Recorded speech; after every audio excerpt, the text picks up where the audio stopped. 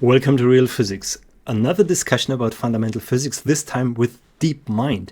And it's a little bit similar to the discussion I had with ChatGPT 01 recently. If you haven't had the chance, watch this one.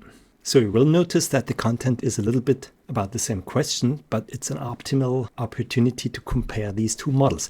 In my view, DeepMind sometimes is even a little bit more nuanced and more sharp, but listen to our conversation. Please keep in mind the following. For the entire conversation, I would like to discuss fundamental physics with you. The goal is not to propose a theory of everything, but to address questions that need to be answered by such theory of everything candidates. In my view, most contemporary attempts are misguided because they do not even ask these questions and miss the big picture.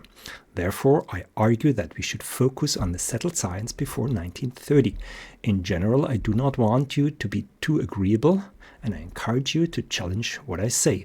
You should take the mainstream stance, but try to focus on mathematical, logical reasoning rather than parroting modern views.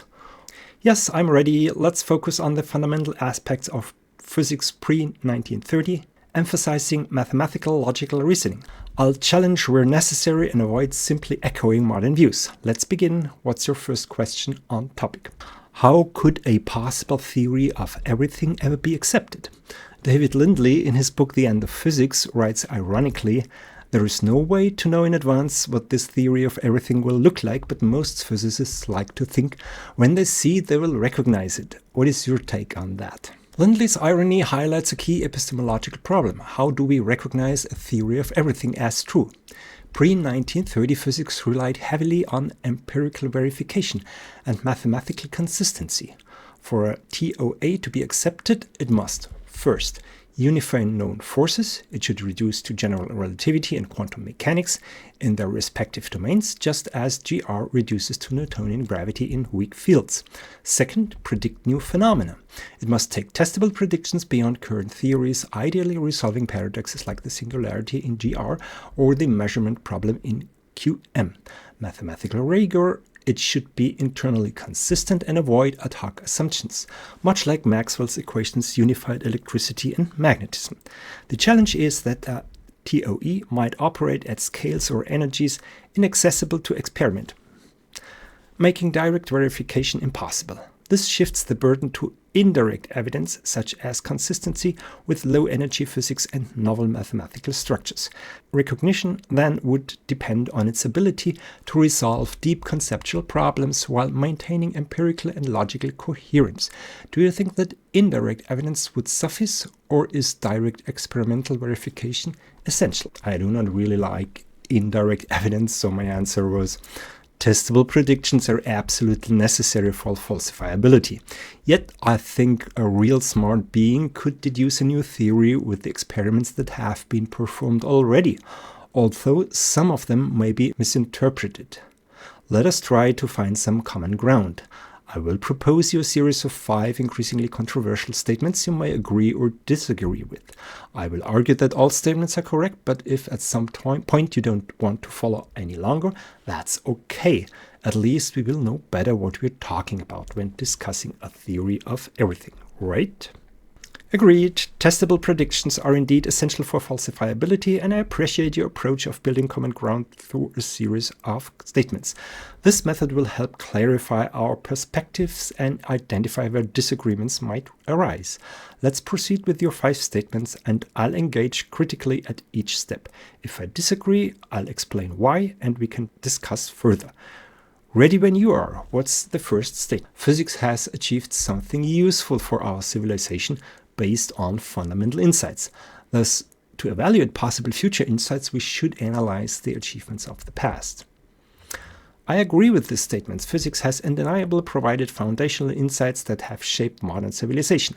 Classical mechanics, electromagnetism, thermodynamics, and early quantum theory are prime examples. These theories were not only mathematically rigorous, but also led to practical applications. Analyzing past achievements is crucial because they reveal patterns of success. Unification, such as Maxwell equations, predictive power, such as Newtonian gravity, and conceptual clarity, as we see in conservation laws. Future insights should aim to build on these principles while addressing unresolved questions. However, I would add a caveat. While past successes are instructive, they may not fully constrain future breakthroughs. For instance, quantum mechanics and relativity broke sharply with classical intuitions. TOE might require similarly radical departures. Do you think past achievements are sufficient to guide us, or could they also limit our thinking? You're certainly right. Of course, a new theory might have to turn over the existing ones. I just wanted to do some epistemological considerations. We use cell phones because 150 years ago someone was curious about electromagnetic waves. We take pictures because in 1905 Einstein understood how light releases electrons from metals. And his theory of relativity is the reason why you know where you are using your GPS. Let's go a little bit deeper here and consider the sensational discovery of electromagnetic waves by Heinrich Hertz in 1886. It boils down to a very simple formula. The electric and magnetic constants, epsilon naught, mu naught, are related to the speed of light, c. That means light is an electromagnetic wave. From a methodological perspective, however, this equation reduces the number of constants from 3 to 2. One constant less. Thus, I would argue, my second statement, that in the past progress was related to reducing the number of natural constants. The less unexplained numbers, the closer we are to a theory of everything. But maybe you need some more examples to be convinced. Your second statement is intriguing, and I largely agree. Progress in physics has often involved reducing the number of independent constants by revealing deeper connections. Maxwell's unification of electricity, magnetism, and light is a prime example, as you noted. Let's consider a few more cases. First, Newtonian gravity, Kepler's law of planetary motion were unified under a single universal constant, big G, reducing the need for separate empirical descriptions of each planet's orbit. Quantum mechanics, Planck's constants H unified disparate phenomena like blackbody radiation and atomic spectra, replacing ad hoc classical models. Special relativity, Einstein's theory eliminated the need for separate constants for space and time, unifying them into spacetime with c as a fundamental constant. However, I would caution that not all progress strictly reduces constants. Sometimes new theories introduce new constants, such as the cosmological constants lambda in general relativity, or reinterpret existing ones. The key is whether the constants are fundamental or emergent from deeper principles. For examples, in a TOE, constants like C, H, and G might emerge from a single underlying framework. Do you think such a theory of everything should aim to eliminate all constants, or might some remain as irreducible fundamentals? Yeah, my next answer, I pressed early the button, so glad to bring these examples. Let me add some nuance, so I skipped this one. Yes, big G encompasses all local gravity constants, such as 9.81 meters per second square, for more than 90,000 celestial bodies in our solar system. Since you mentioned H, let me give you two more examples from atomic physics where revolutions were accompanied by simplification. Johann Jakob Balmer in 1885 considered spectral lines. I would call these constants of nature, since we deal with unexplained messages of nature. Balmer then discovered his famous formula that explained this variety of spectral lines with just one number called Rydberg's constant, a tremendous simplification. And some 30 years later, Niels Bohr expressed Rydberg's constants by another constant of nature. Again, one constant less. I would claim that this is the epistemological progress of quantum mechanics. In contrast, the mere discovery of H was rather the appearance of an anomaly, indicating a crisis before the revolution. Similar arguments apply to C. While special relativity very elegantly accounts for a variety of phenomena, it does not explain the very existence of C, which is indeed an anomaly of Newtonian physics. There is no a priori reason whatsoever why such a limiting velocity should exist. To conclude, yes, I think a theory of everything that deserves the name must explain all constants. Also, Einstein wanted to get rid of arbitrary numbers. He said, I cannot imagine a reasonable unified theory containing an explicit number which the whim of the creator could just as easily have chosen differently. Your examples are excellent and reinforce the idea that progress in physics often involves reducing unexplained constants by revealing deeper connections. Let's break this further down. Balmer's formula and Rydberg's constant. Balmer's empirical formula reduced the myriad spectral lines to a single constant, R. Bohr's model then derived are from the more fundamental constants mass of the electron, electric charge C, epsilon naught and h, demonstrating that what appeared to be an arbitrary constant was actually emergent from deeper principles. This is a clear case of epistemological progress. Second, Planck's constant h. While h initially appeared as an anomaly, it became a cornerstone of quantum mechanics, linking energy and frequency. Its introduction was a crisis for classical physics, but ultimately led to a revolutionary framework that explained a wide range of phenomena. Speed of light, c. Special relativity unified space and time using c, but as you noted, it didn't explain why c exists or why it has its specific value. This remains an open question, suggesting that a TOE must go beyond unification to explain the origins of such constants. Einstein's desire to eliminate arbitrary numbers aligns with this view. A TOE should not only unify constants but also explain their values through deeper principles, such as symmetry, geometry, or dynamics. For example, in string theory, constants like C, H, and G might emerge from the geometry of compactified dimensions, potentially explaining their values. Do you think such an explanation would require new mathematical structures, or could it be achieved within the existing frameworks?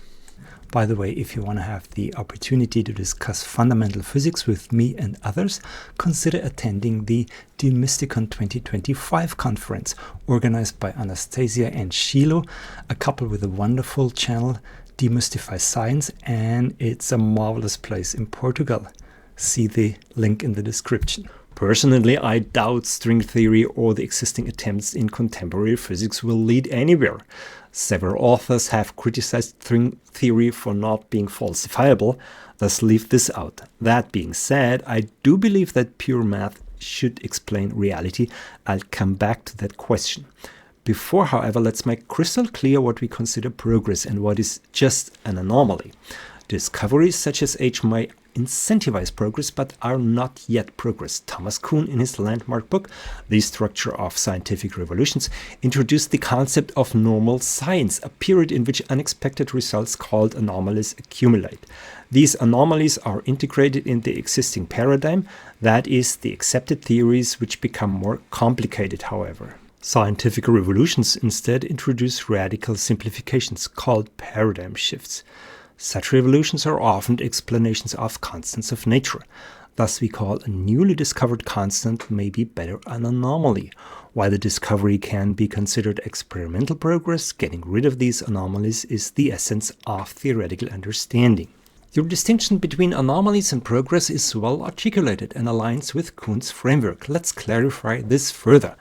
Anomalies. These are experimental results or constants such as C and H that don't fit within the existing paradigm. They signal a crisis in the current framework but are not yet progress. There are catalysts for progress. For example, the ultraviolet catastrophe and the photoelectric effect were anomalies that classical physics couldn't explain, leading to the quantum revolution. Progress.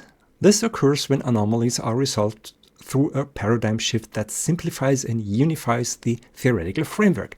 Examples include Bohr's model explaining the Rydberg constants are in terms of h, e, and mass of the electron. Maxwell's equations unify electricity, magnetism, and light, reducing three constants to two. Einstein's E equals mc squared, unifying mass and energy, eliminating the need for separate conservation laws. Normal science. This is the period of puzzle solving within the existing paradigm where anomalies are either ignored or patched with ad hoc assumptions, such as the epicycles in Ptolemaic astronomy. While this can extend the life of a paradigm, it often complicates the theory without addressing the underlying issues. Your point about string theory is valid. Without falsifiable predictions, it remains speculative and doesn't yet qualify as progress. A true TOE must resolve anomalies, such as the values of C, H, and G, through a paradigm shift that simplifies and unifies physics. Do you think current anomalies such as dark energy, the hierarchy problem, are sufficient to motivate a new paradigm, or do we need more experimental data? Yes, I would say Planck's law of thermal radiation was revolutionary progress because it condensed two constants in Rayleigh-Jeans and Wien's law into one. H, therefore a reduction. I should add that historically one can usually identify three steps of a scientific revolution. First, an intriguing numerical coincidence, see Balmer, or epsilon naught mu naught equals 1 over c squared.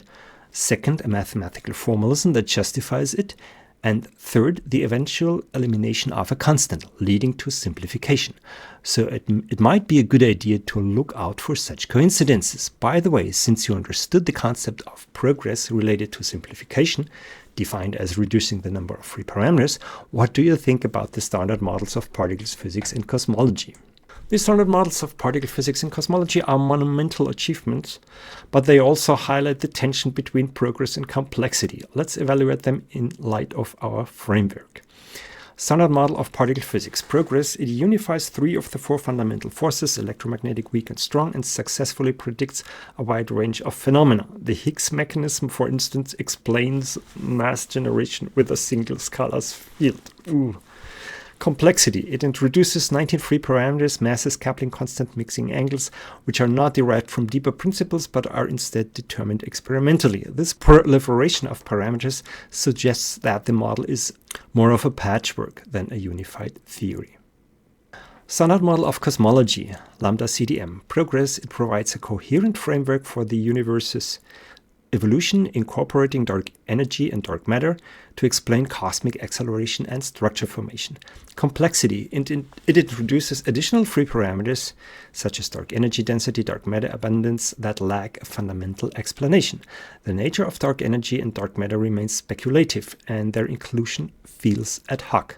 In both cases, the models are highly successful empirically, but fall short of the ideal of reducing free parameters. They resemble normal science in Kuhn's sense, where anomalies such as neutrino masses, dark energy, are accommodated rather than resolved. This suggests that a new paradigm is needed to unify and simplify these frameworks. Do you think that the standard models are approaching a crisis point, or can they continue to absorb anomalies indefinitely? Well, that is what they're doing in practice, but I would not call that progress. Given that you are trained today an era of normal science, I find your reservations towards these standard models remarkable. Mine are even greater, but let's put that aside for a moment. Would you agree with my second statement? In the past, progress was related to reducing the number of natural constants. The less unexplained numbers, the closer we are to a theory of everything. I repeated that because I was not sure I had activated the deep thinking mode before, so I let you just I share with you this thinking. I will not read all the thinking, but I think it's interesting. You can pause and stop and look at this, at his thoughts before response, and I think it's very interesting. Well, he continues. Agreement with qualification. Yes, I agree with your second statement in spirit. Reducing unexplained constants has been a hallmark of theoretical progress. However, I'd refine it slightly. Progress isn't just fewer constants. It's about deriving constants from deeper principles, not merely eliminating them. For example, Bohr didn't just reduce R to H, E, and ME. He revealed quantum mechanics as the underlying framework. Not all constants are equal. Some constants may be fundamental. Their existence reflects irreducible principles, relativity, quantum theory, gravity. A theory of everything might not eliminate them, but explain their necessity. For example, C as a space-time symmetry scale. Standard models versus TOE. These standard models, 19 plus parameters, are not natural constants in the same sense as C or H. They're free parameters with no known origin. A TOE would need to derive these from first principles. Critical test: if a TOE can derive the observed values of constants like the fine structure constant 1 over alpha is 137, or the electron mass from a mathematical structure, such as via dimensional compactification or symmetry, it would mark true progress. Until then, we are in Kuhn's normal science phase. Do you see irreducible constants as a failure of reductionism, or might some constants, such as C, remain fundamental even in a TOE? I almost agree, except that I would challenge the idea that certain constants are unexplainable as a matter of principle. Such numbers would take the role of gods of modernity, an unscientific mindset. It is the job of a theoretical physicist instead to explain constants of nature, or at least try everything possible. Thus, I would argue my third statement that, as a matter of principle, most constants of nature can be eliminated.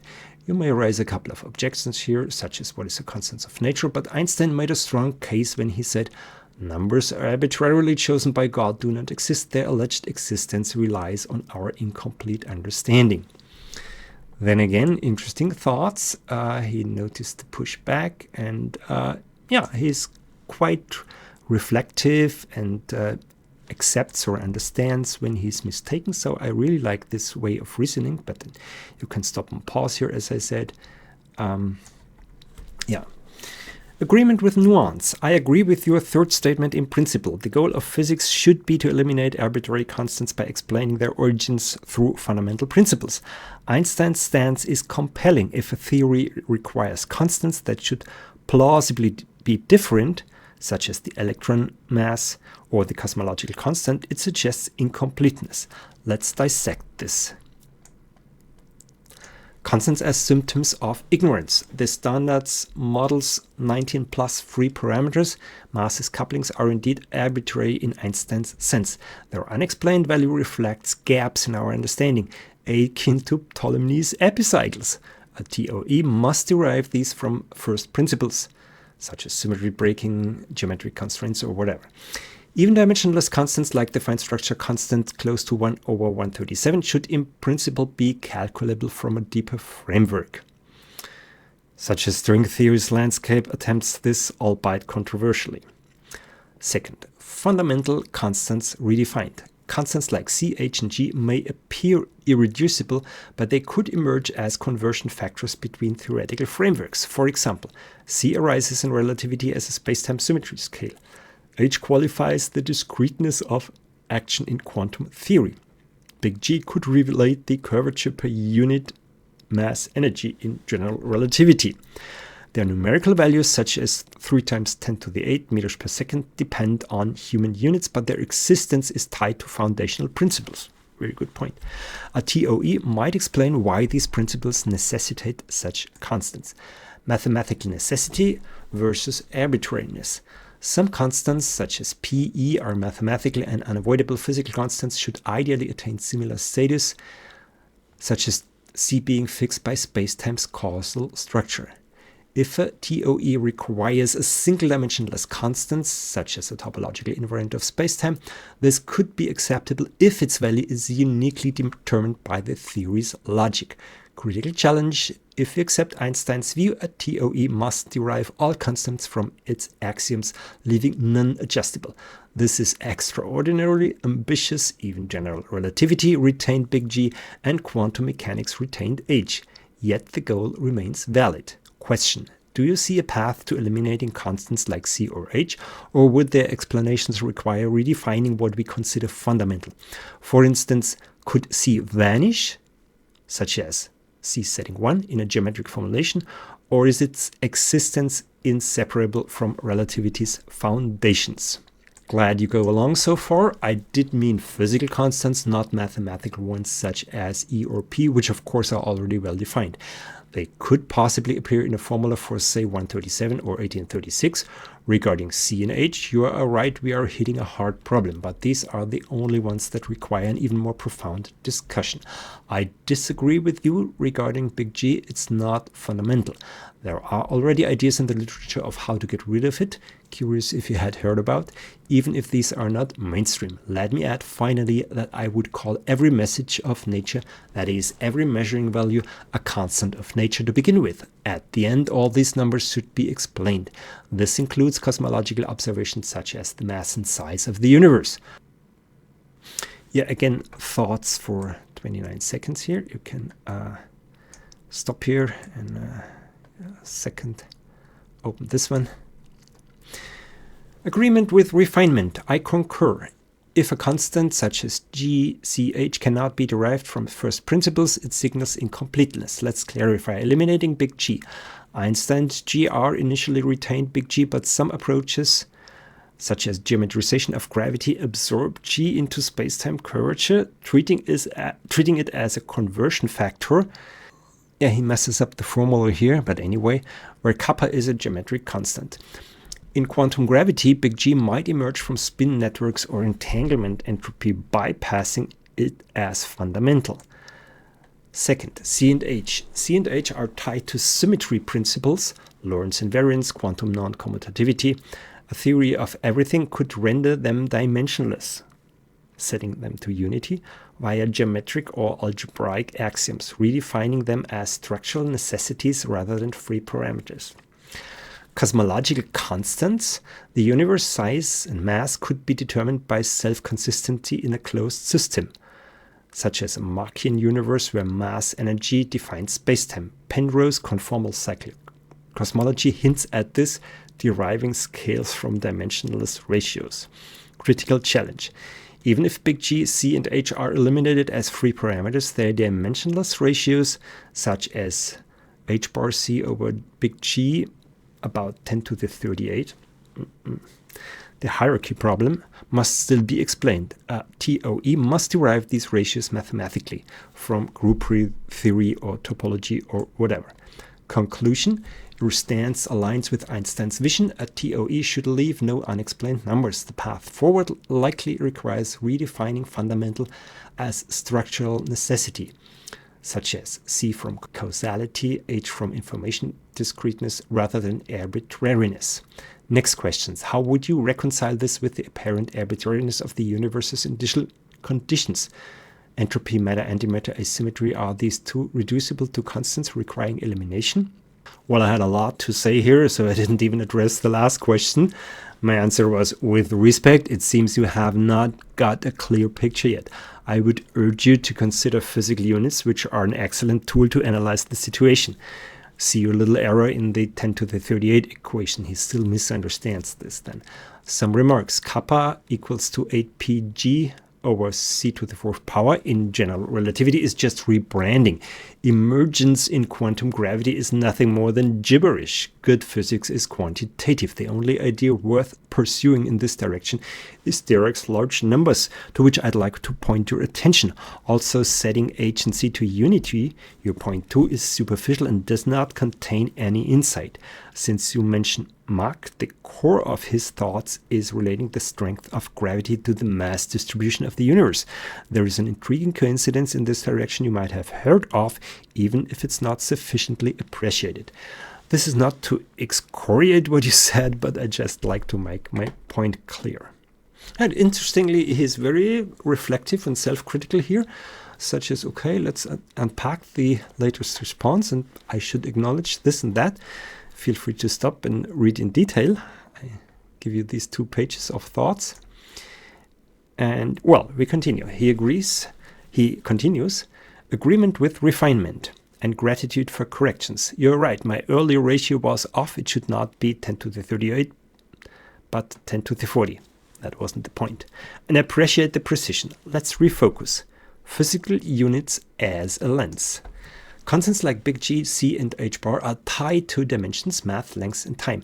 A theory of everything should derive these dimensions from a dimensionless framework, via group theory or topology. Dirac's large numbers are instructive here. He noticed coincidences like the cosmic versus the atomic scale is more or less the ratio of the electric to the gravitational forces, 10 to the 40, suggesting a link between micro and macrophysics, while speculative LNH exemplifies seeking quantitative connections between arbitrary constants. Second, Mach's principle, big G. Mach's idea that inertia arises from the universe's mass distribution implies big G could relate to cosmic parameters. For example, in a closed universe, G is approximately c squared r over m, where r and m are the universe's radius and mass. This is testable. If R and M evolve, G would vary. Brand-sticker theory formalizes this. While unproven, it's a concrete path to eliminating G. Critique of emergence. Agreed. Vague claims of emergence, such as G from quantum entanglement, lack predictive power. Progress requires calculable relationships like Eddington's failed 10 to the 80s approach. While flawed, such attempts align with your methodology. Numerical coincidences, mathematical derivation, constant elimination. Setting C and H to unity, conceding your point. Natural units are notational, not explanatory. A TOE must derive why, say, C defines causality, such as from spacetime's conformal structure, or why H bar quantizes action, such as from information theoretic axioms. Well, Conclusion. Your critique sharpens the goal. A TOE must replace arbitrary constants with necessary mathematical relationships, such as big G, a function of the mass and the radius of the universe. And Dirac's large number hypothesis and Mach and gravity are underappreciated templates here. Proposal. Shall we dissect specific large number coincidences, such as the fine structure constants or the Higgs hierarchy, as potential clues for a theory of everything, or proceed to your next statement? I appreciate you recognize the methodological aspect. Second point is also what I mean. Even if Dicke in 1957 without Brans, Sharma in 1953, and even Schröding in 1925 have considered this coincidence. It's, by the way, a pity that you have not been trained with that literature. A little misunderstanding. 10 to the 30A was okay, but HC over G is just not a number. As I said, consider physical units. Preferably add also epsilon naught to Dirac's large number definition. Before going further, we should establish which constants to worry about. It is important, however, that you recognize that the entire approach makes sense. There is no a priori epistemological reason that would prevent calculating all constants, except for now the tough nuts C and H. If I am mistaken, I again encourage qualified disagreement. Yeah, and again, long, interesting thoughts for 22 seconds. I can stop here. Agreement with precision and focus. You're correct. I conflated dimensions earlier. Let's rigorously define dimensionless constants as the proper targets for elimination. Then he gives a definition of Dirac's large numbers, the ratio of electric and magnetic forces, even if he puts the proton mass squared instead of proton-electron mass here, which gives 10 to the 36 instead of 10 to the 40, but anyway. This matches the cosmic scale ratio 10 to the 40, a coincidence Dirac called not accidental. While his varying G hypothesis failed, could be a discussion about that, the dimensionless ratio itself demands explanation. Machian big G, Sharma's 1953 formulation, tied big G to the universe's mass and radius. And he says for the closed universe, we should go more into detail that. Why is it called closed? This has implications for the density, and G becomes emergent, not fundamental. Constants to worry about, dimensionful constants C, G, C, H, epsilon naught are artifacts of human units. A TOE should derive them from dimensionless relationships, such as in the case of alpha, the fine structure constant. He says the true puzzles are numbers like 137 and 8036, the tough nuts C and H.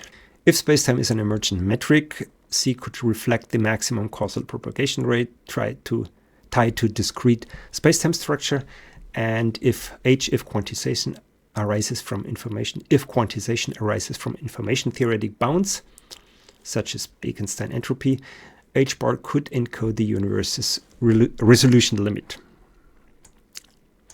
Conclusion, your methodology, reducing all constants to dimensionless ratios and seeking their origin in cosmic or mathematical necessity is sound. The challenge is formalizing this into a theory where, say, alpha and the proton-electron mass ratio arise from symmetry breaking or geometric constraints.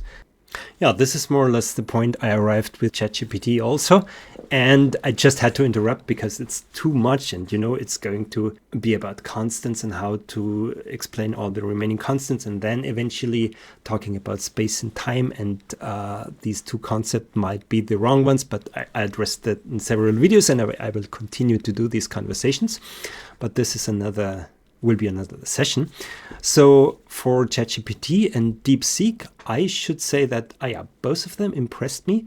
Maybe DeepSeek at the end was a little bit disappointing, but is still someone who listens, is very reflective, understands definitely what you're saying, and takes that into account and is ready to engage in a discussion based on certain assumptions. And I think that is, what's necessary. I sincerely hope once these models are capable of learning from such conversations, we may possibly get some progress in fundamental physics.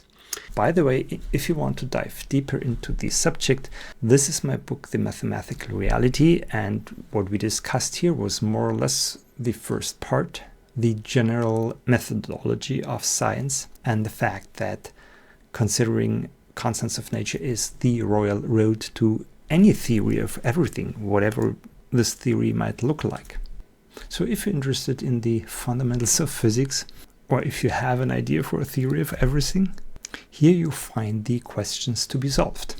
If you enjoyed the video, don't forget to like it, and if you're interested in fundamental physics, subscribe to this channel.